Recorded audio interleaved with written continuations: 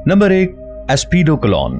पुराने दौर का ये जानवर समंदर से गुजरने वाले लोगों के लिए किसी डरावने ख्वाब से कम नहीं था। ये एक बहुत ही बड़ा कछुआ था जिसका साइज एक बहुत बड़े टापू के बराबर था, और जब भी कोई कश्ती इसके पास से गुजरती थी तो लोग इसे कोई टापू समझकर अपनी कश्ती को इसके किनारे लगाकर उसके ऊपर टेंट लगा देते थे। लेकिन जब वो लोग खाना पकाने के लिए आग लगाते थे तो तब आग की जलन की वजह से ये कछुआ नींद से जागकर उन लोगों को कश्ती समेत समंदर की गहराइयों में ले जाता था। इस जानवर का जिक्र दौरे कदीम की कई किताबों में किया गया है। नंबर 2, कराम्पस।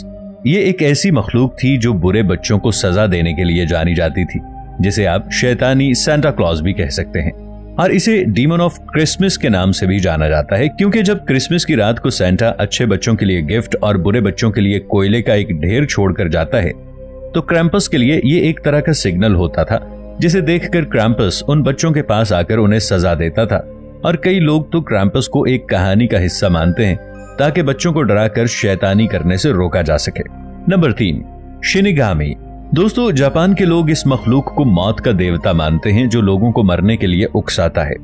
मतलब ये लोगों की सोच को इतना बुरा बना देता है जिससे लोग अपनी जिंदगी को खत्म कर देते हैं।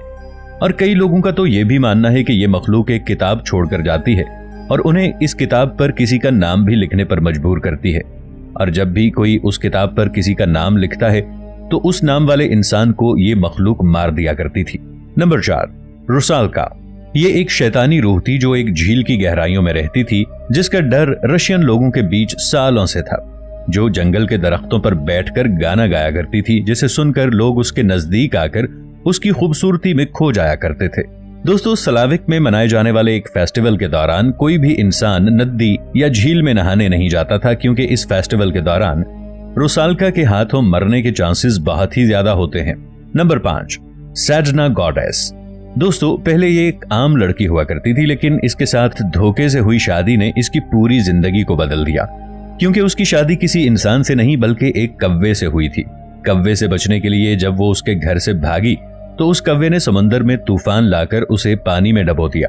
तब से लेकर आज तक सैडना उसी पानी में रह रही है। लोगों का मानना है कि सैडना का रवैया आमतौर पर लोगों के साथ अच्छा होता है, मगर जब उसे गुस्सा आता है तो वो लोगों को पानी में डबो देती है। नंबर 6, मेमन। इसके मुतालिक मशहूर है कि ये आसमान में रहता था, जहां उसे सुख और दौलत का देवता माना जाता था। इसे सोना पहनना बहुत पसंद था। आहिस्ता आहिस्ता इसके दिल में सोने का लालच बढ़ता गया। फिर इसने लोगों को वो जगह बताना शुरू कर दी जहां सोना दफन हुआ करता था। उसकी इस हरकत से उससे देवता नाराज हो जाते हैं और वो उसे एक ऐसी मखलूक में बदल देते हैं और उसे बद्दुआ देते हैं कि तुम्हें जिंदगी में कभी सोना ना मिले, जिसकी लालच में उसने ये सब कुछ किया था। नंबर 7, जेसी जेटर। दोस्तों, इस क्रिएचर के बारे में माना जाता है कि ये एक छोटा सा बच्चा है जिसके जिस्म और बालों का रंग गोल्डन है, जो अपने साथ एक छड़ी लेकर चलता है। माना जाता है कि इसका सारा जादू इसकी छड़ी में मौजूद है, जो कई तरह के खतरनाक जादू करना जानता है। ये सुरीली आवाज निकालकर बच्चों को अपनी तरफ अट्रैक्ट करता था। ये खूबसूरत बच्चों को अपनी कैद में रखता था। Number 8, the banshee. ये एक आइलैंड पर रहने वाली डरावनी आत्मा थी जो लोगों को तब दिखाई देती थी जब वो मरने वाले होते थे। ये उनके सामने एक सफेद बालों वाली औरत के रूप में आती थी। इसकी आंखों से लगातार खून के आंसू निकलते रहते थे। ये ज्यादातर उन लोगों को नजर आती थी जो बुरे कामों में मुलव्वस होते थे। वैसे तो ये लोगों को कुछ नहीं कहती थी, पर ये सोते वक्त लोगों के जहन में बुरे ख्वाब डालती थी।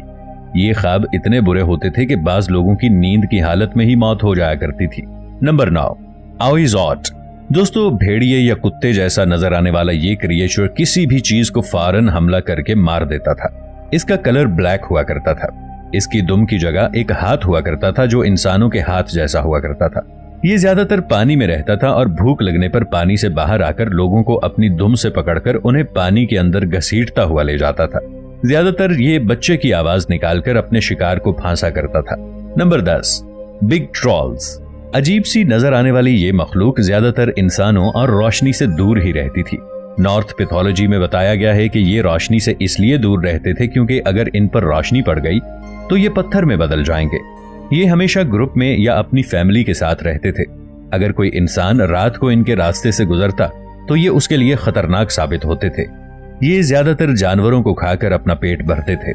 नंबर 11, किट्सून। दोस्तों, ये मैजिकल लोमड़ी अम्र थी जो जादुई शक्तियों का इस्तेमाल करती थी। इसकी हर 100 साल बाद एक नई दुम निकल आती थी। जब इसकी दुमों की तादाद 9 हो जाती तो फिर ये मुंह से आग निकालने के अलावा इंसानों को भी कंट्रोल कर सकती थी। नंबर 12, द नाइट हैग। इस क्रिएचर के बारे में ब्राजील की पुरानी किताबों में लिखा है कि ये एक डाइन थी जिसके पीले और नोकीले नाखून थे, जिसके बारे में लोग मानते हैं कि ये रात को घर की छत पर बैठकर लोगों को खाना खाते हुए देखती है और इंतजार करती है कि कब वो इंसान भरे हुए पेट के साथ सोने जाए। फिर नींद आ जाने के बाद वो उसके सीने पर आकर बैठ जाती है, जिसके बाद उस शख्स को ऐसा लगता है जैसे वो जाग भी रहा है और सो भी रहा है, यहां तक कि वो चाह कर भी अपने जिस्म को हरकत नहीं दे सकता, ना ही उसके मुंह से आवाज निकलती है, जिसे हम स्लीप पैरालिसिस के नाम से भी जानते हैं। Number 13, girl from the gap. Japan की तारीखी किताबों के मुताबिक ये लड़की की आत्मा थी जो हर घर के अंदर किसी भी अंधेरी और खाली जगह पर रहती थी, चाहे वो दरवाजे के पीछे की जगह हो या फिर पलंग के नीचे की जगह। जब भी आप इन जगहों में देखेंगे तो हो सकता है कि आपको इस लड़की की आत्मा घूर रही हो। अगर वो वहां से गायब हो जाए तो आपकी जान बच गई। अगर वो आपको दूसरी बार दिख जाए तो मतलब आपके साथ कुछ बुरा होने वाला है। Number 14, Vitara. स्कैंडिनेवियन मिथोलॉजी में कई कहानियां बताई जाती हैं, जिनमें एक कहानी के हिसाब से विटारा अच्छे लोगों से अच्छी तरह और बुरे लोगों से बुरी तरह पेश आती है। अगर आपने विटारा को देखा और उसके बारे में किसी को बताया तो विटारा आपका पीछा करना स्टार्ट कर देगी। तब तक ये आपका पीछा करेगी जब तक आप बुरी तरह से बीमार ना हो जाएं। विटारा आपको तभी दिखाई देती है जब आप जंगल को गंदा करने की कोशिश करते हैं। कई लोगों का कहना है कि ये आज भी स्वीडन के जंगलों में मौजूद है, इसीलिए अगर आप किसी जंगल में कोई ऐसी वैसी हरकत करें तो आगे पीछे जरूर देख लें। नंबर 15, सैकी परेरे। दोस्तों, अगर इस पुरस्कार मखलूक की बात की जाए तो इसकी स्किन ब्लैक कलर की होती थी और वो हमेशा एक लाल रंग की टोपी पहनकर रखता था जो इसे गायब होने में मदद देती थी। ये देखने में तो इंसान जैसा था, मगर इसकी सिर्फ एक ही टांग थी। ये अपने आने और जाने के लिए तेज हवा का इस्तेमाल करता था। ज्यादातर लोग ये भी मानते हैं कि अगर आपके आसपास की चीजें बार बार अचानक से टूटना स्टार्ट कर दें तो इसकी वजह सैकी को ही माना जाता है। नंबर 16, अलूका। इस मखलूक के बहुत सारे दांत हुआ करते थे जो कि इंसानी खून की प्यासी हुआ करती थी। कई लोग अलूका को वैम्पायर कहा करते थे जो भेड़िए में भी बदल जाया करती थी, यहां तक कि अगर वो खून न पिए तो काफी कमजोर पड़ जाया करती थी। दोस्तों, वीडियो अच्छी लगने की सूरत में इसे लाइक और शेयर जरूर कीजिएगा। चैनल को सब्सक्राइब कर लें। मिलेंगे एक नई वीडियो के साथ, तब तक के लिए अल्लाह निगहबान।